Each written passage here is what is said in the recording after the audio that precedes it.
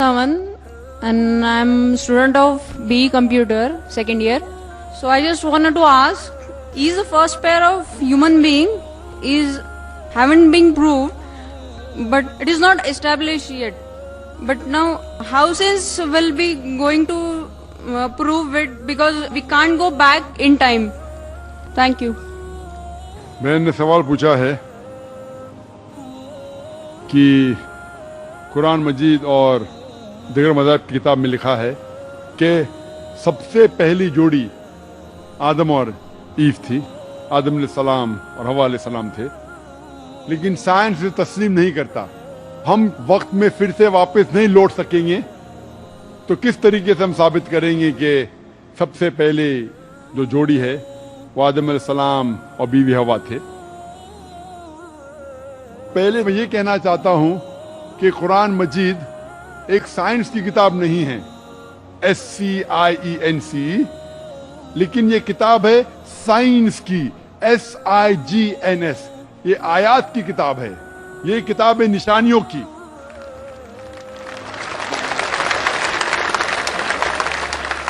और कुरान मजीद में सब साइंस के फॉर्मूला नहीं है, लेकिन कुरान मजीद में 6000 से ज्यादा आयतें हैं, 6000 से ज्यादा निशानियां हैं, और इस 6000 में से 1000 से ज्यादा अल्हम्दुलिल्लाह साइंस के बारे में बात करती है।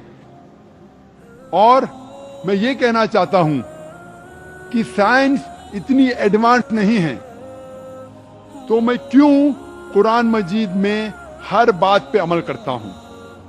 जो भी कुरान मजीद में लिखा है साइंस के बारे में, अगर आप मेरी तकरीर सुनेंगे, मिसाल के तौर पे हम कह सकते कि 80% साइंस प्रूफ कर चुका है कि जो भी कुरान में लिखा है 100% सही है।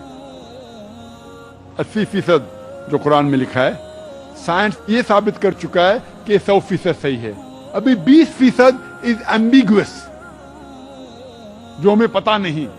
इस 20% में से 1% अभी तक साबित नहीं किया गया है कि वो गलत है।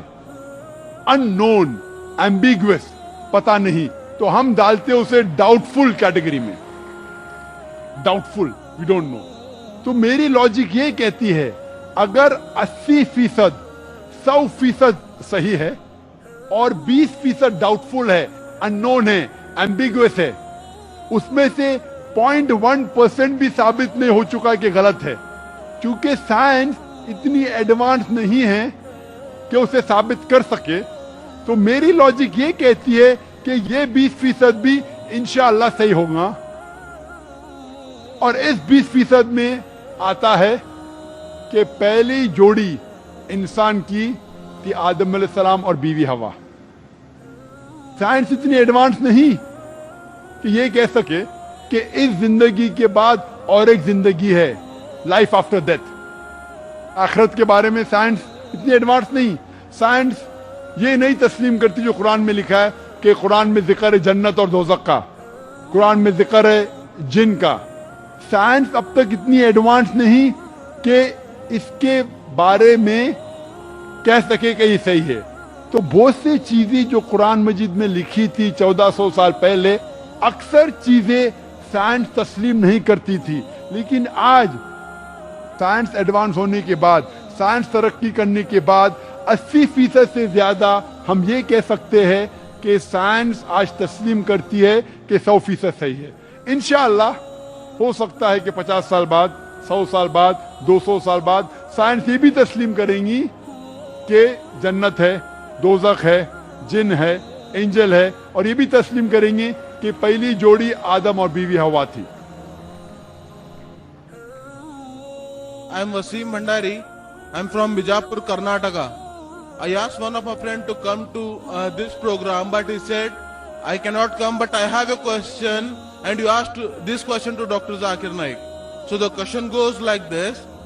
वो पूछते हैं कि कुरान में एक जगह बोलते हैं कि हर एक चीज का हिसाब लिया जाएगा, and just now you said, और ये क्वेश्चन वो भी बोलता है कि अगर अल्लाह चाहेगा तो हर गुनाह को माफ करके जन्नत में दाखिल करेगा. सो isn't it a contradiction? This is why he is asking, because I say there is no contradiction in the glorious Quran, and this has been said by Dr. Zakir Naik, and I assure you that there is no contradiction. Thank you. भाई साहब ने अपने गैर मुस्लिम का सवाल पूछा है और कहते हैं कि कुरान मजीद में लिखा है कि हर अमल का हिसाब लिया जाएगा, और मैंने अपनी तकरीर में कहा हूँ कि अल्लाह ताला अगर चाहे तो किसी को भी माफ़ कर सकता है। तो ये कॉन्ट्रडिक्शन है कि नहीं? जो लोग को कुरान के बारे में इल्म नहीं है उनको गलतफहमी हो सकती है कि कॉन्ट्रडिक्शन है। जब अल्लाह ताला फरमाते हो, कई जगह अल्लाह ताला ने फरमाया कि जर्रा भर अगर आपने नेक काम किया है तो अल्लाह ताला उसका हिसाब लेगा, और जर्रा भर गलत काम किया उसका हिसाब लेगा, इसमें कोई शक नहीं। लेकिन साथ साथ ये भी लिखा है कि अगर अल्लाह चाहे तो आपको माफ कर सकता है।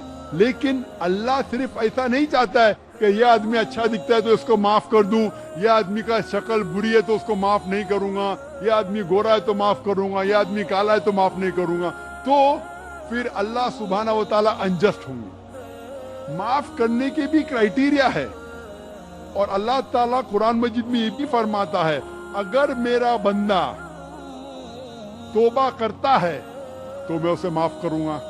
तौबा करने के शराइत है, तौबा करने के शराइत है कि अगर कोई आदमी गलत चीज करता है तो पहले उसे मानना चाहिए कि वो गलत है। नंबर 2, उस गलत काम को रोकना चाहिए। नंबर 3, उस गलत काम को फिर से नहीं दोहराना चाहिए। नंबर 4, अगर वो गलती को अंडू कर सके, उस गलती को वापस से अंडू कर सके। मिसाल के तौर पे अगर कोई शख्स चोरी करता है 1000 रुपया, वो वापस दे सकता है, उसे वापस देना चाहिए। तो अगर वो तौबा करता है और चारों शर्तों पे निकलता है तो अल्लाह ताला उसे माफ करेगा। उसका मतलब कॉन्ट्रडिक्शन नहीं है, क्योंकि अल्लाह ताला रहमान और रहीम है। अल्लाह रहमत वाला है, अल्लाह रहीम है। इसीलिए अल्लाह सुब्हाना व तआला इंसानों को मौका देता है कि अगर आप गलती करेंगे आपको माफी मांगने का मौका दिया जाएगा। और अल्लाह ताला अगर हर इंसान की छोटी गलती पकड़े और अगर एक भी गलती को माफ नहीं करे तो अल्लाह के रसूल के हिसाब से कोई भी इंसान जन्नत में नहीं जाएगा। इसीलिए हर सूरे के पहले बिस्मिल्लाहिर्रहमानिर्रहीम है। सूरह तौबा सूरा नंबर 9 छोड़ के हर सूरे के पहले लिखा है बिस्मिल्लाहिर्रहमानिर्रहीम, अल्लाह के नाम से जो रहीम और रहमत वाला है। क्योंकि अल्लाह सुब्हाना व तआला दयालु है, he is loving, he is merciful, he is beneficial. इसमें कोई कॉन्ट्रडिक्शन नहीं। अल्लाह सुब्हाना व तआला में मौका दे रहा है तौबा करने का और सही रास्ते पे आने का। Hope that's the question.